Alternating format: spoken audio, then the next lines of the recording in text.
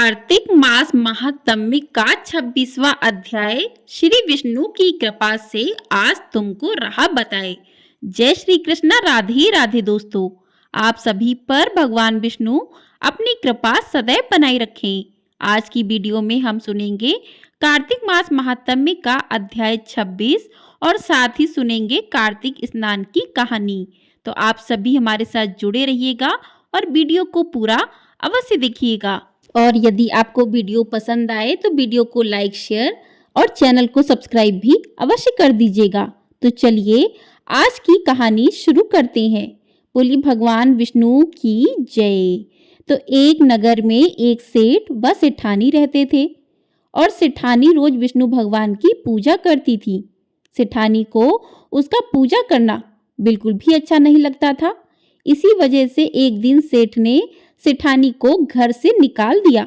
घर से निकलने पर वह जंगल की ओर गई तो देखा 4 आदमी मिट्टी खोदने का काम कर रहे थे। उसने कहा कि मुझे नौकरी पर रख लो। उन्होंने उसे नौकरी पर रख लिया, लेकिन मिट्टी खोदने से सेठानी के हाथों में छाले पड़ गए और उसके बाल भी उड़ गए। वह आदमी कहते हैं कि बहन, लगता है तुम किसी अच्छे घर की महिला हो, तुम्हें काम करने की आदत नहीं है। तुम ये काम रहने दो और हमारे घर का काम कर दिया करो। वह चारों आदमी उसे अपने साथ घर ले गए और वह 4 मुट्ठी अनाज लाते और सभी बांटकर खा लेते थे। एक दिन सेठानी ने कहा कि कल से 8 मुट्ठी अनाज लाना।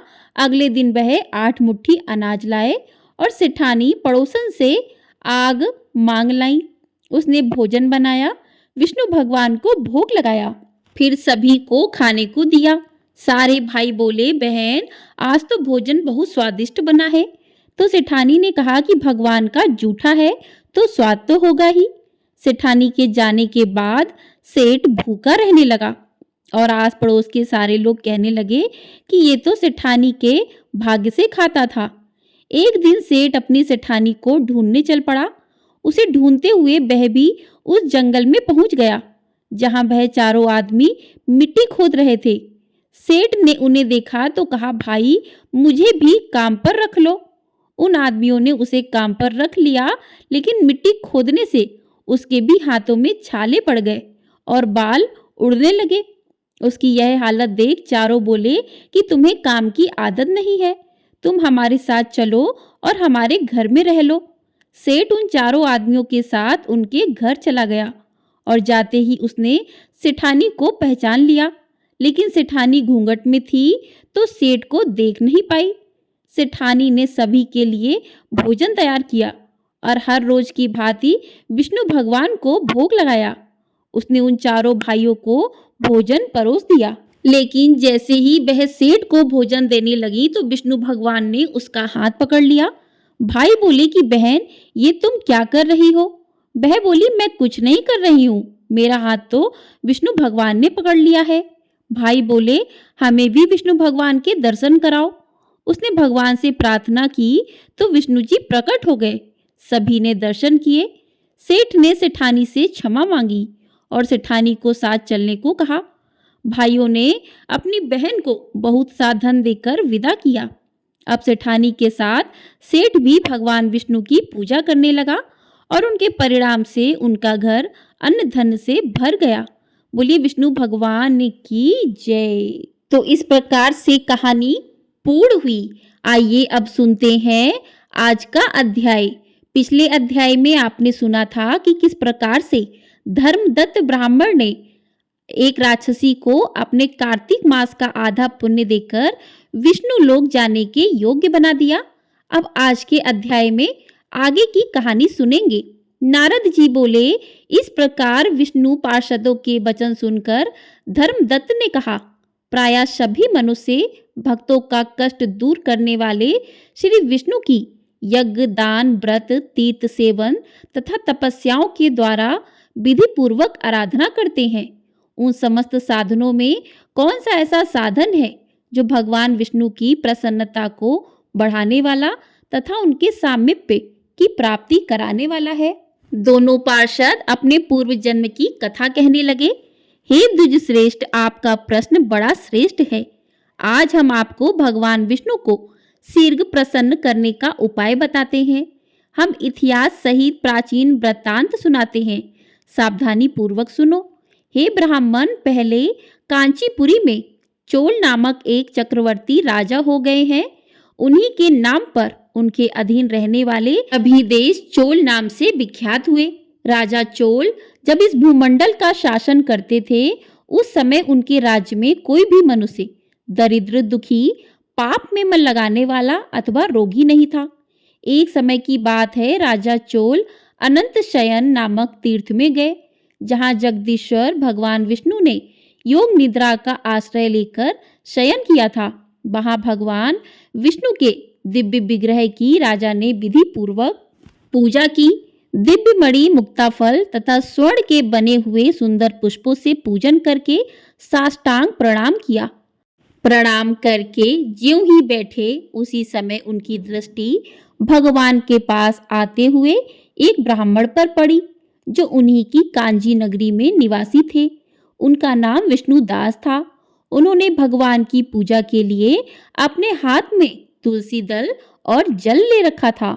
निकट आने पर उन ब्राह्मण ने विष्णु सूक्त का पाठ करते हुए देवादिदेव भगवान को स्नान कराया और तुलसी की मंजरी तथा पत्तों से उनकी विधिवत पूजा की। राजा चोल ने जो पहले रत्नों से भगवान की पूजा की थी, वह सब तुलसी पूजा से ढक गई। यह देखकर राजा कुपित होकर बोले कि विष्णुदास, मैंने मणियों तथा स्वर्ण से भगवान की जो पूजा की थी, वह कितनी शोभा पा रही थी। तुमने तुलसी दल चढ़ाकर उसे ढक दिया। बताओ, ऐसा क्यों किया? मुझे तो ऐसा जान पड़ता है कि तुम दरिद्र और गंवार हो, भगवान विष्णु की भक्ति को बिल्कुल नहीं जानते। राजा की यह बात सुनकर द्विज श्रेष्ठ विष्णुदास ने कहा, राजन, आपको भक्ति का कुछ भी पता नहीं है। केवल राजलक्ष्मी के कारण आप घमंड कर रहे हैं। बतलाइए तो, आज से पहले आपने कितने वैष्णव व्रतों का पालन किया है? तब नृपश्रेष्ठ चोल ने हंसते हुए कहा, तुम तो दरिद्र और निर्धन हो। तुम्हारी भगवान विष्णु में भक्ति ही कितनी है।